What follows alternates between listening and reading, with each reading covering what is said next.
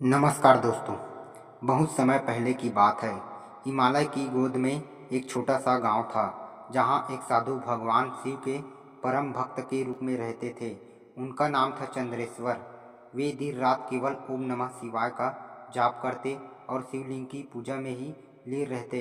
उनका विश्वास था कि जो भी सच्चे मन से महादेव का ध्यान रखता उसे जीवन में कभी भय का अभाव नहीं बताता। एक दिन गांव में भयंकर अकाल पड़ा। खेत सूख गए, नदियां सूखने लगी और लोग भोजन के लिए तरसने लगे। लेकिन चंद्रेश्वर ने अपनी पूजा और भक्ति को नहीं छोड़ा। वे मानते थे कि वह भी भगवान महादेव की लीला है और जल्द ही कोई समाधान अवश्य निकलेगा। इस बीच गांव में डाकुओं का एक गिरोह आ गया। वे लोगों से अनाज और कीमती सामान लूटने लगे।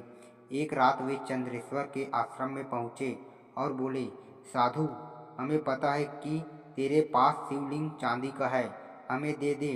चंद्रेश्वर ने शांत स्वर में कहा, यह शिवलिंग मेरी आत्मा है, इसे मैं तुम्हें नहीं दे सकता। लेकिन अगर तुम भूखे हो तो मेरे पास जो भी अन्न है ले जाओ। डाकू यह सुनकर क्रोधित हो गए और शिवलिंग को तोड़ने के लिए आगे बढ़े। तभी अचानक आकाश में तेज गर्जना हुई और बिजली चमकी। देखते ही देखते शिवलिंग से तेज प्रकाश निकलने लगा और उसी प्रकाश से महादेव स्वयं प्रकट हो गए। महादेव का रौद्र रूप देखकर डाकू भय से कांपने लगे। भगवान शिव ने अपने त्रिशूल से धरती पर प्रहार किया, जिससे वहां से निर्मल जल का स्रोत फूट पड़ा। वह जल पूरे गांव में फैल गया और सूखे की समस्या समाप्त हो गई। महादेव ने चंद्रेश्वर से प्रसन्न होकर कहा, वत्स, आज से यह स्थान चंद्रेश्वर नाम से प्रसिद्ध होगा। यहाँ आने वाला हर भक्त मेरी कृपा पाएगा। इसके बाद डाकू भी महादेव के चरणों में गिर पड़े और अपना अपराध छोड़कर भक्ति के मार्ग पर चढ़ पड़े।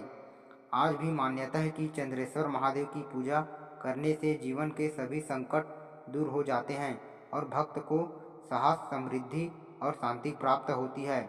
सच्ची भक्ति में इतनी शक्ति होती है कि वह न केवल भक्त को बल्कि समाज को भी संकट से उबार सकती है।